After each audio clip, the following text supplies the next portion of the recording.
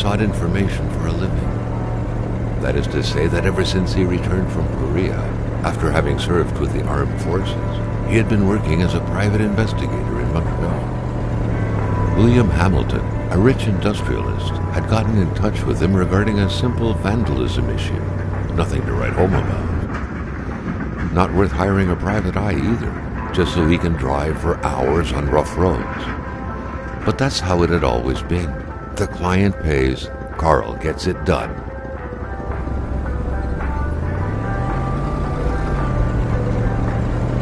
They had set up to meet at the general store, his client's business.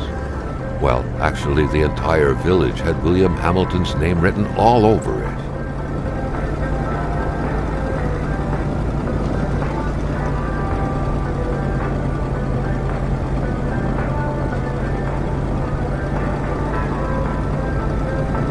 When the roads were bad, muddy, or snowed in, it was customary around these parts to close them off.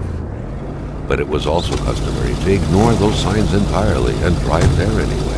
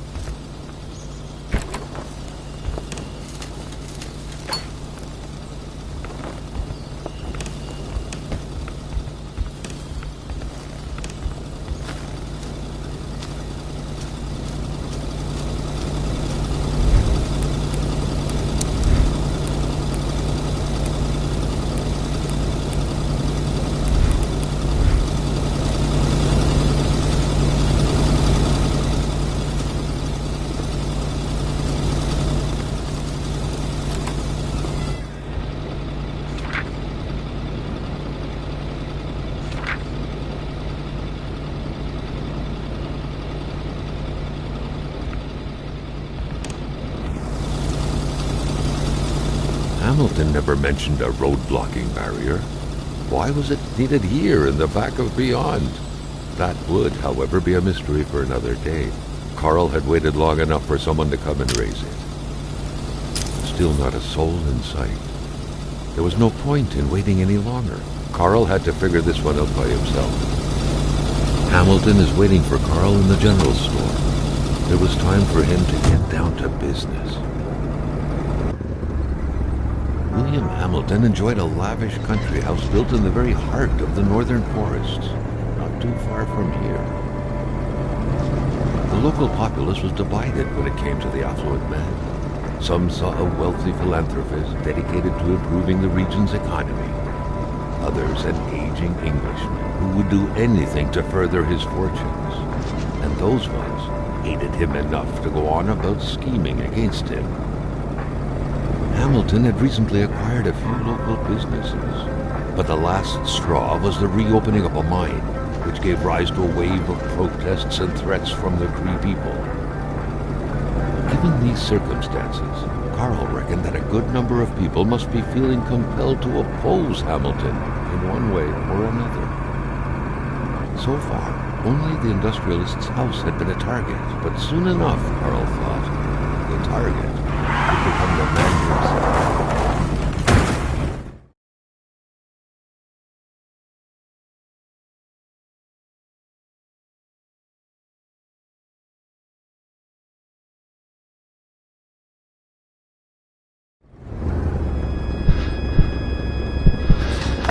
Carl needed to get out of there.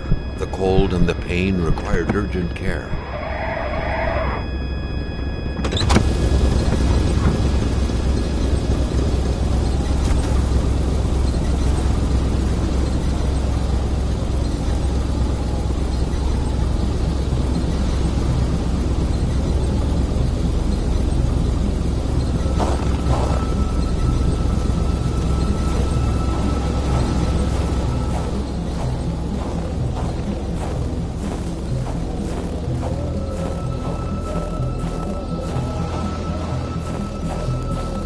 This deep in the country, his last hope was to find an abandoned garage or a farm by the roadside. His life depended on it.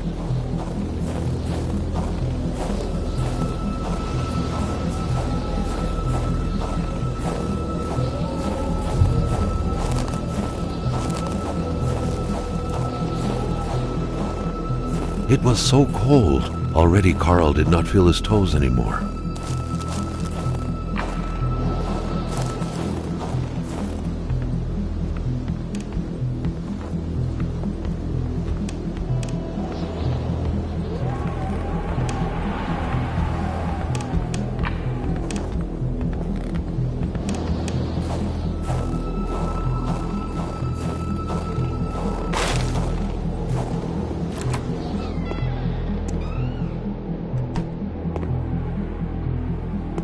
Even better than he had hoped.